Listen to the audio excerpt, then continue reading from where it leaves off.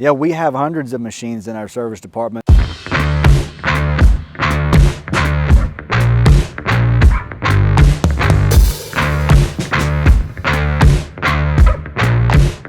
beautiful part about that is that we've got anywhere from 8 to 9 factory certified trained technicians that work on this stuff, and it's not anymore just like an old carbureted dirt bike that anybody can work on. Like, this stuff is getting serious. Putting these machines through and the testing and the R&D, like, there's a lot that really goes into these machines. And you know, if you just got some random guy working on your stuff, like he's likely to mess something up if he doesn't really understand from front to back how that thing works and has the right tools to work on them. So yeah, you know, being that we've got 8 to 9 techs back there with factory certifications that can bust through this work, and that, you know, when you bring your machine, you want to make sure that when it leaves, you've got what you pay for, because, you know, if not, then I feel like it's just a failure all the way around.